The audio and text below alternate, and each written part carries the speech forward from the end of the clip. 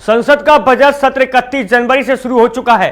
1 फरवरी को केंद्रीय बजट वित्त मंत्री निर्मला सीतारमण के द्वारा संसद में बजट पेश किया गया।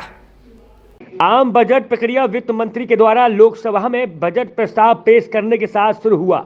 इसमें आगामी वित्त वर्ष के लिए सरकारी राजस्व और व्यय का अनुमान शामिल रहा।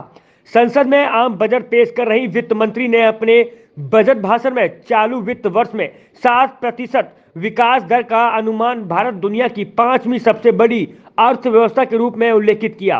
रोजगार सृजन पर सरकार का ध्यान है। इस आम बजट की 7 प्राथमिकताएं infrastructure, green growth, financial sector, youth power आदि पर मुख्य रूप से फोकस किया गया है।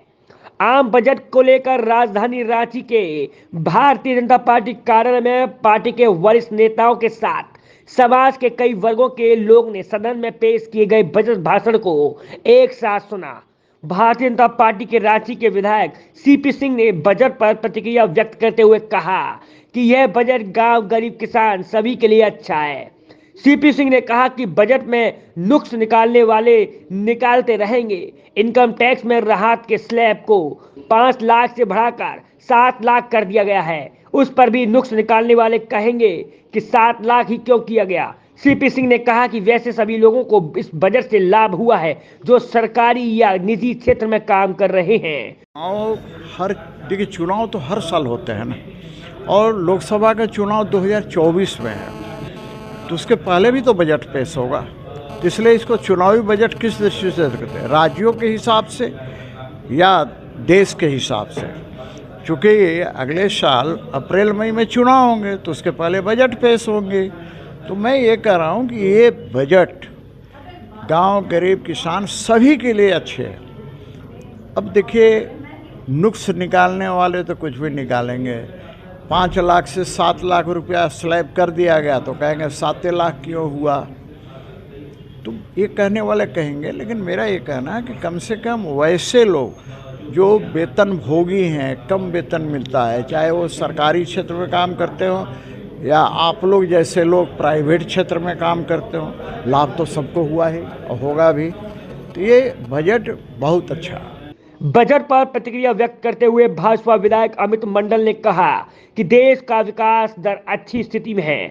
अन्य देशों की तुलना में भारत का ग्रोथ काफी तीव्र गति से बढ़ रहा है। उन्होंने कहा कि विपक्ष दुष्प्रचार कर रहा है, लेकिन भारत की विकास दर काफी मजबूती के साथ आगे बढ़ रही है। आम बजट में युवा, महिला, किसान और सभी वर्गों का ख्याल रखा गया है। टैक्स में रिलीफ देने के लिए कई चीज़ों का उल्लेख किया गया है। युवाओं के स्किल डेवलपमेंट की बात की गई है, नए सेंटर्स बनाने की बात की है, एम्प्लॉयमेंट रेडी क्वालिफिकेशन देने की बात की है। महिलाओं को जो है 2.5 लाख रुपए तक की जो बजट स्कीम है उसमें जो इंटरेस्ट रेट है उसमें बढ़ोतरी की बात की है। विमेन एम्पावरमेंट की बात की है, एसएचजीज के बारे में बात की है, ऑर्गेनिक फार्मिंग के बारे में बात की है, जो मोटा अनाज है उसको कैसे और बढ़ाएं उसके लिए बात की है। तो मुझे लगता है कि ये जो जितनी भी घोषणाएं हैं वो वर्ग के हर एक लोगों को टच करने के लिए सरकार के द्वारा की गई है।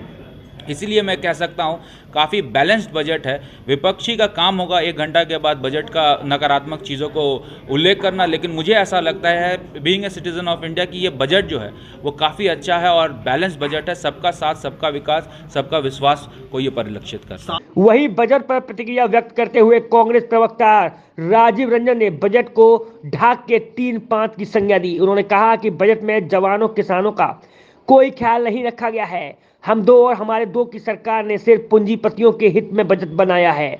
उन्होंने कहा कि देश का 40% खनिज झारखंड से मिलता है। इस लिहाज से झारखंड के लोगों ने बजट में विशेष पैकेज की उम्मीद रखी थी, लेकिन इस बजट में झारखंड को घोर निराशा प्राप्त हुई है।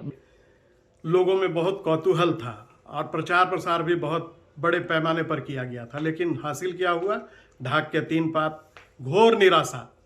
न किसी के लिए कोई प्रावधान नहीं है, न नौजवानों के लिए, न जवानों के लिए, न किसानों के लिए, न मजदूरों के लिए। हाँ, हमारे 2 की सरकार के द्वारा लगातार जो बजट पेश किया जा रहा था उसी प्रकार से इस बार भी अपने पूंजीपति मित्रों को लाभ पहुंचाने के लिए इस प्रकार का बजट लाया गया है। और झारखंड वासियों के लिए तो बेहद निराशा हुई है। देश के 40% खनिज का हिस्सा झारखंड इस देश के बजट में आप समृद्धि में अपनी हिस्सेदारी निभाता है। लेकिन झारखंड को हासिल क्या हुआ? हमने तो सोचा था कि इस बार झारखंड के लिए कोई विशेष पैकेज का प्रावधान होगा, लेकिन ऐसा कुछ भी बजट में देखने को नहीं मिला। अभी तो शुरुआत है, हम इसका अध्ययन कर रहे हैं, लेकिन कुल मिलाकर के ये कहा जा सकता है कि घोर निराशावादी बजट देश के जनता के समक्ष रखने का काम भारतीय जनता पार्टी नीति सरकार ने किया है।